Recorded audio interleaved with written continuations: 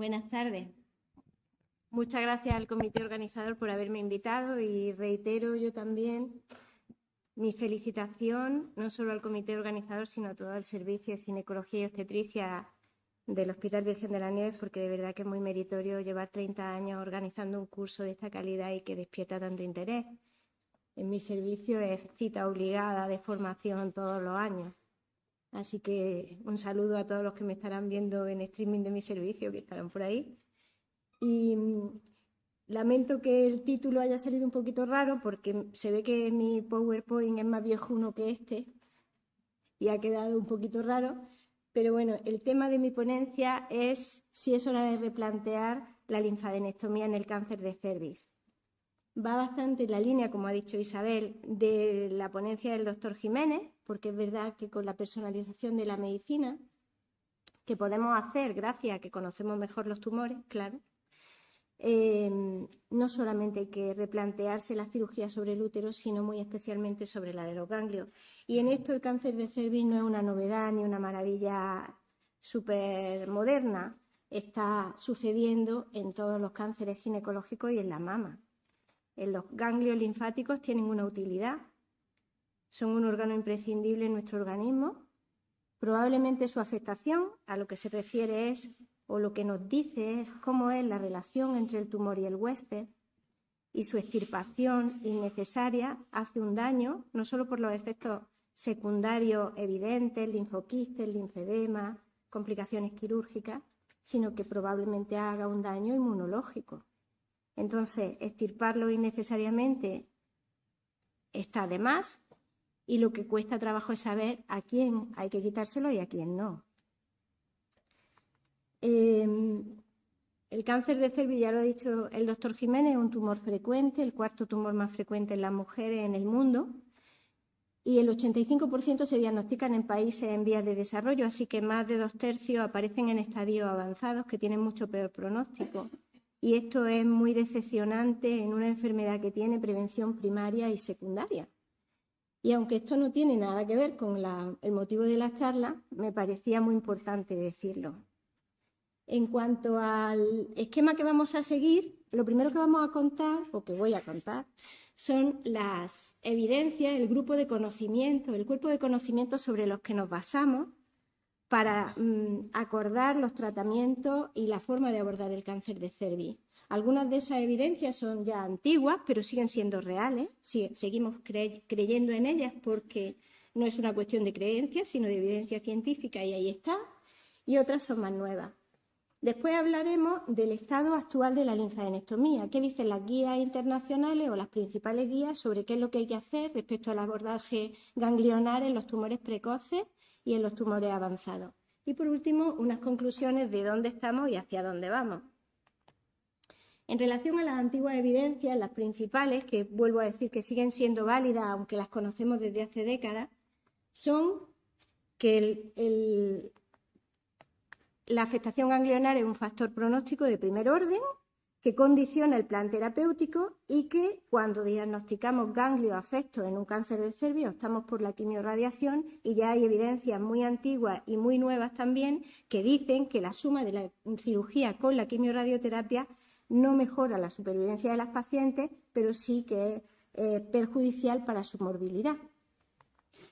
En relación a la primera, que es un factor pronóstico de primer orden, es evidente. Ahí tenéis una curva de Kaplan-Meier de qué sucede cuando hay afectación ganglionar y cuando no, y la supervivencia empeora considerablemente. Y en la gráfica de la derecha veréis unas columnas que expresan cómo es la supervivencia a 5 años del tumor precoz o inicialmente precoz, el tumor que vamos a operar, y de los tumores avanzados a los que decidimos darle de entrada quimiorradioterapia, y en ambos casos la afectación de los ganglios pélvicos, que estarían en la columna del centro, y la de los ganglios paraórticos, que estaría en la última columna, es mucho peor. La supervivencia de esos tumores es mucho peor. Por ejemplo, en el cáncer avanzado, que más del 50% de las pacientes tiene ganglios positivos, la supervivencia si los ganglios son negativos es del 57%, mientras que si están afectados los ganglios pélvicos es del 34%, y si están afectados los ganglios paraórticos del 12% a los 5 años. Esta otra antigua evidencia no tiene mucho que hablar porque creo que es una está bastante impuesta ya en el tratamiento, en todas las guías clínicas y en todas las recomendaciones. Cuando hay ganglios positivos, el tratamiento principal es la quimiorradioterapia y ha de abandonarse el tratamiento sobre el útero. Aquí tenéis algún artículo de Cibula, pero hay muchísimos donde afirman lo que está escrito ahí, que cuando hay un diagnóstico de ganglio afecto debe abandonarse la cirugía sobre el útero. No hay que sumar ambos tratamientos porque aumenta la morbilidad sin mejorar la supervivencia. ¿Y qué nueva evidencia hay? Bueno, nueva o relativamente nueva. Alguna no es tan nueva desde hace unos años, pero me ha parecido importante y la he traído. Pues uno es que hay una estadificación ganglionar de 2018 de la FIGO, la última, la más nueva, que se ha impuesto el ganglio centinela como una técnica aceptada dentro del tratamiento del cáncer de cervix y que es aceptable la estadificación por la imagen. La estadificación de la FIGO respecto a la afectación ganglionar tiene importancia por dos motivos. Uno, porque pone de manifiesto lo importante que es en el pronóstico la afectación ganglionar y ya el hecho de tener ganglios afectos sitúa a las pacientes en un estadio 3C. 3C1 si son ganglios pélvicos afectos o 3C2 si son ganglios paraórticos. El otro motivo por el que es importante es que no hay ninguna forma de saber cómo están los ganglios, ni los pélvicos ni los paraórticos, si no es operando a la paciente o haciéndole una prueba radiológica, con lo cual la FIGO por primera vez reconoce la posibilidad de estadificar el cáncer con cirugía o con imagen, no solo clínicamente, que era como eran las clasificaciones anteriores. Y esto ha hecho que cambie bastante la forma de diagnosticar los estadios y también de tratarlos. En relación al ganglio centinela, que quizá es la más importante novedad, bueno, quizá no, es la más importante novedad en relación a cómo abordamos los ganglios, el ganglio centinela tampoco es nuevo. El ganglio centinela existe desde los años 90 o se introdujo en los años 90 y no fue en el cáncer de cervix. Se empezó a utilizar en cánceres como la mama, como el melanoma. Después empezó a utilizarse también en tumores ginecológicos como la vulva, el endometrio más recientemente y también el cervix. Pero en el cervix ha habido cierta reticencia a aceptar la sustitución de la linfadenectomía por el ganglio centinela. Ha sido más tardío. ¿Y eso por qué? Primero, porque la afectación de los ganglios tiene un peso pronóstico y terapéutico imprescindible en el cáncer de cervix. Es tan importante conocer el estado ganglionar como para que el tratamiento sea radicalmente diferente si los ganglios están afectados o no. Y esto condiciona mucho la supervivencia de las pacientes. De ahí el miedo a abandonar la linfadenectomía. Y en segundo lugar, porque había muchos estudios retrospectivos que afirmaban que el ganglio centinela era una técnica fiable, pero no había tantos ensayos clínicos prospectivos que dijeran lo mismo y entonces faltaba evidencia. Aquí traigo un resumen de un metaanálisis de TACS sobre 3.900 pacientes en 44 estudios que tuvo una tasa de detección del 80% y la sensibilidad de su estudio del ganglio centinela era del 81%. Sin embargo, cuando se exigían las condiciones que os pongo ahí, hacerlo siempre en tumores de menos de 4 centímetros, que las imágenes previas que tuviéramos fueran negativas de los ganglios, que la detección fuera bilateral, eso es importantísimo, y que se hiciera ultraestadificación, si se reunían esas condiciones, la sensibilidad del centinela era del 99% y el valor predictivo negativo del 97%. Cuando empezamos a discutir si aceptábamos o no el centinela en la mama, los criterios no eran tan estrictos como estos. Y en el cervix, sin embargo, se han demostrado estos criterios en metaanálisis y nos faltaba evidencia prospectiva para poder lanzarnos a desechar la linfadenectomía. Pues aquí están los estudios prospectivos. Los principales estudios sobre los que se ha basado el poder sustituir o recomendar el centinela por delante de la linfadenectomía son el Senticol, que está aquí en su versión 1 y 2, ahora está en marcha el Senticol 3, que va a incluir la calidad de vida, pero todavía no está finalizado. En el Senticol 1 simplemente se estudiaba la sensibilidad y el valor predictivo negativo del ganglio centinela. Fue un estudio prospectivo que se hizo sobre 145 pacientes y se encontró que la tasa de detección fue del 97,8%, la sensibilidad del 92% y el valor predictivo negativo del 98,2%. Y que no hubo falsos negativos si la detección era bilateral.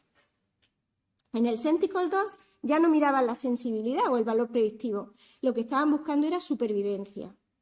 Se hicieron sobre 206 pacientes que se randomizaron en 2 grupos. Una vez que se le hacía el ganglio centinela, se conseguía la detección bilateral. Ojo, que esto es importante.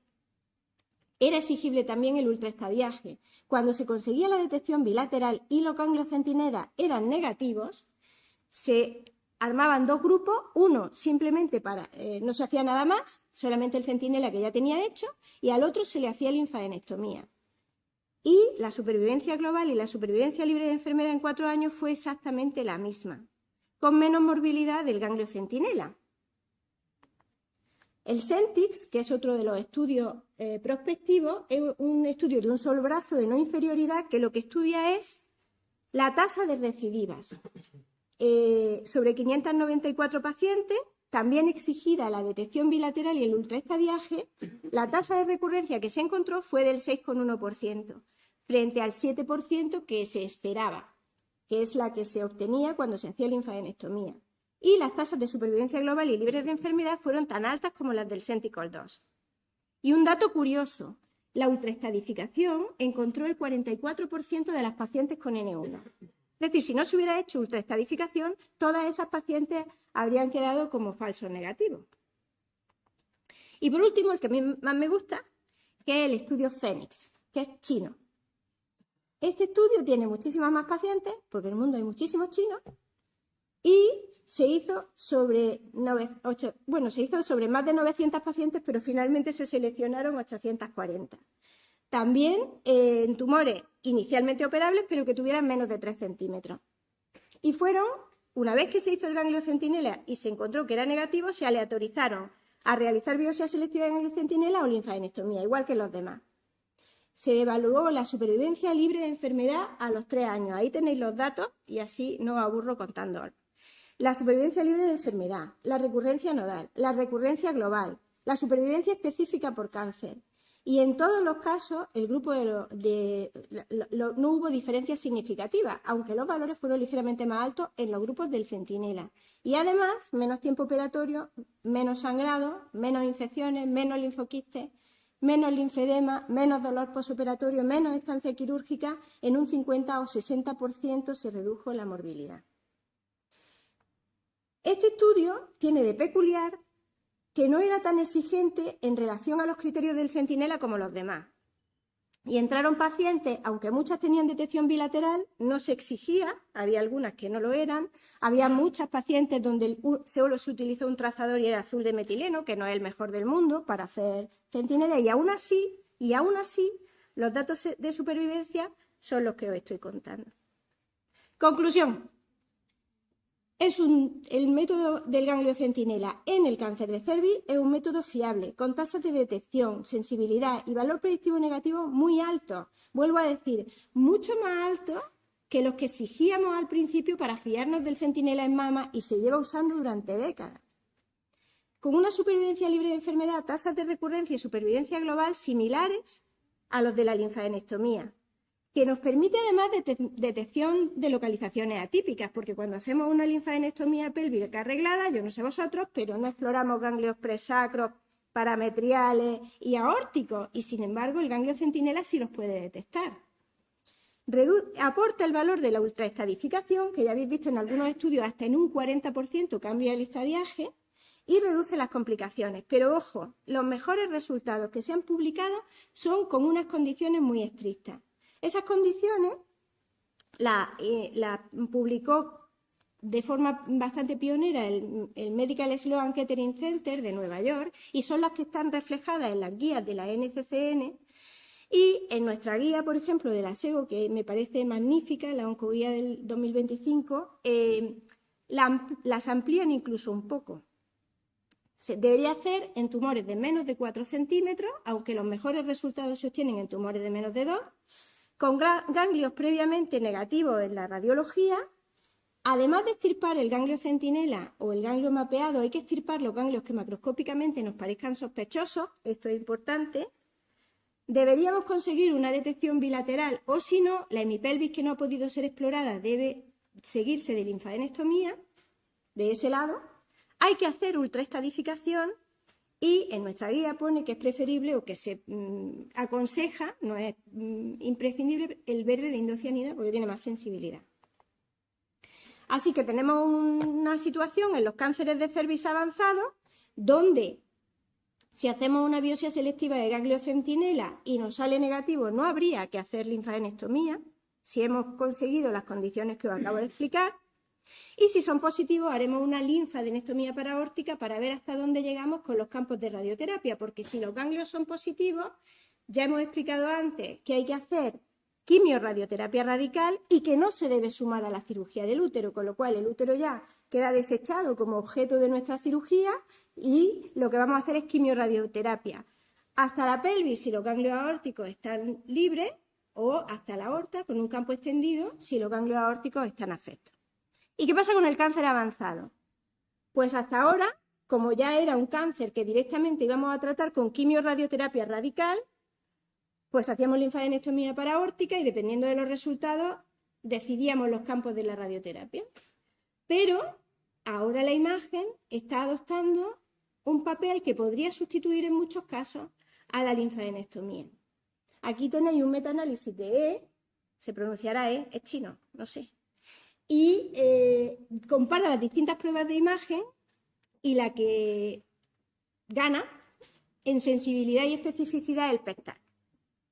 La sensibilidad es del 65% y la especificidad del 93%, que diréis, pues no es tan alta para fiarnos de eso, con lo importante que es saber cómo están los ganglios. Vamos a ver eso en un momentillo.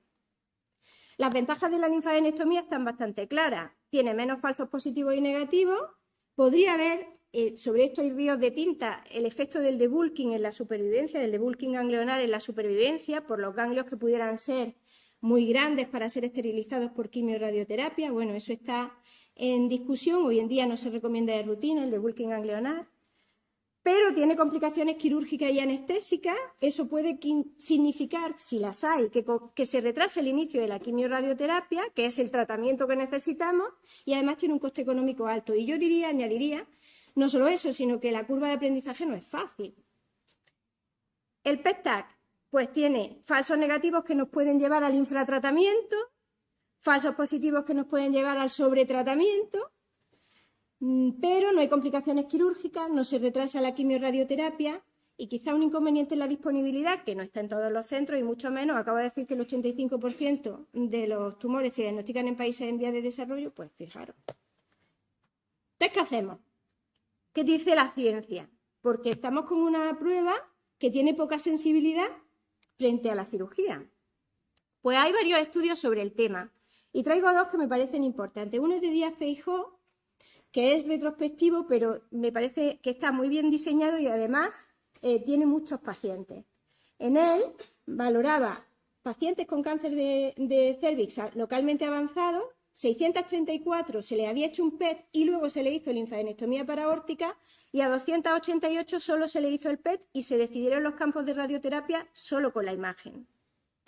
La cirugía provocó un 34% de cambios de estadio, porque el PET tenía un 25% de falsos positivos, es decir, habríamos radiado campos que no le hacía falta radiarse, y un 9% de falsos negativos, o sea, se habrían quedado sin radiar campos que necesitaban radiación.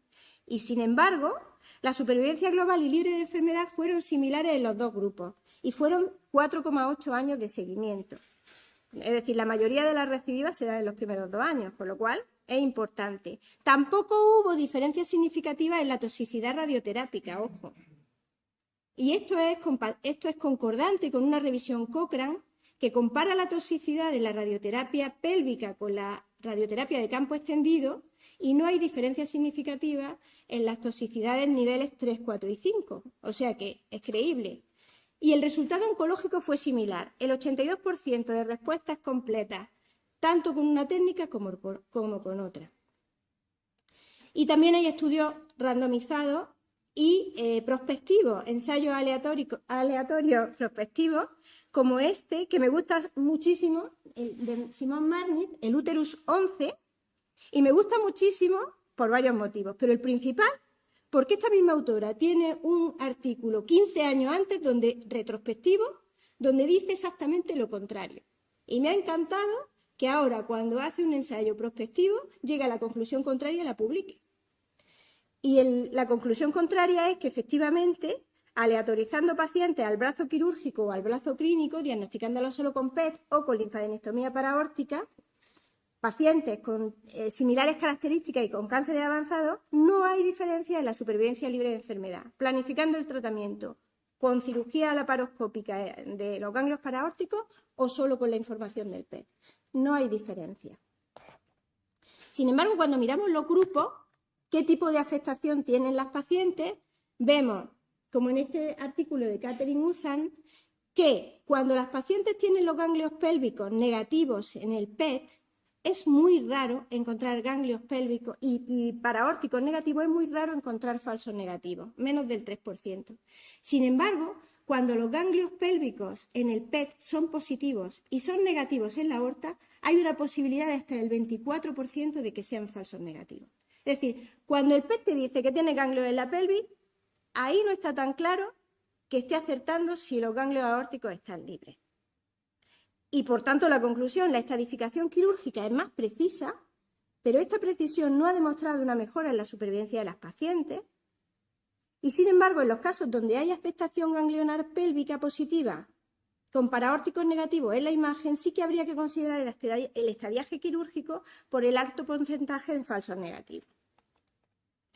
Os vuelvo a poner una diapositiva que ha puesto antes Jesús y se resume rápido. ¿Qué es lo que tenemos que hacer cuando el cáncer es inicialmente operable? Primero hacemos un centinela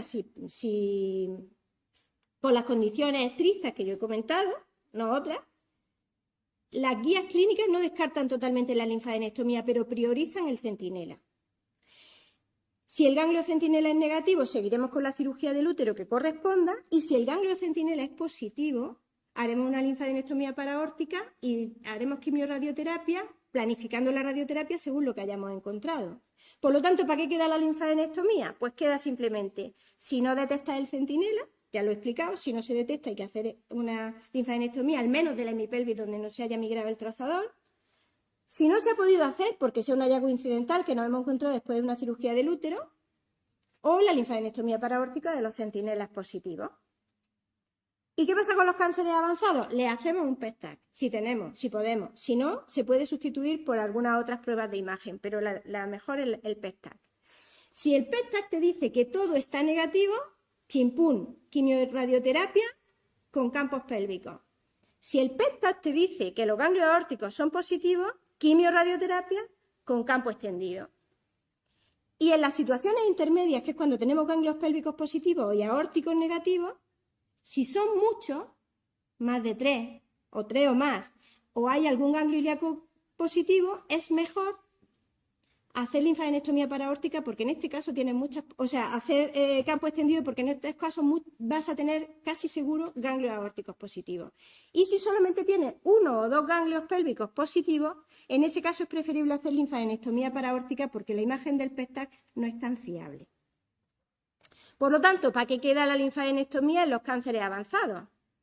Pues cuando tienes 1 o 2 ganglios pélvicos y los paraórticos aparentemente son negativos, y la guía de la ESGO, por ejemplo, propone utilizar también la linfadenectomía para el debulking en las pacientes de recidivas nodales oligometastásicas asociadas a quimioterapia y radioterapia. Sobre el debulking ganglionar hay mucho que decir, no me voy a entretener mucho porque eso es casi otra ponencia, pero hoy en día no se recomienda de rutina en las guías clínicas, en las grandes guías, en la de la ESGO, la de la NCCN, ni tampoco en la nuestra de la SEGO, pero sí que hay ahora mismo en marcha algunos estudios para evaluar si asociada en tumores de alto riesgo con grandes nodos que pudieran provocar pudieran suponer un escudo inmunológico para el tumor, en ese caso podría tener un papel la realización de esas séresis ganglionares que por otra parte tienen bastantes riesgos quirúrgicos. Por último, conclusiones, el estado ganglionar es el eje por excelencia pronóstico y predictivo de tratamiento en el cáncer de cervix, por eso hemos tardado tanto en llegar a fiarnos de ganglio centinela, pero ya podemos fiarnos. Desplaza la linfadenectomía en el cáncer temprano, aunque es muy importante respetar las condiciones que he mencionado, si no, no tiene ese valor. En el cáncer localmente avanzado, la linfadenectomía en principio no mejora la supervivencia. Podemos guiarnos por la imagen, salvo en casos muy concretos, con indicaciones quirúrgicas muy selectivas, y todavía hay estudios en marcha que hablarán sobre el papel que pueda tener el debulking ganglionar. Y eso es todo.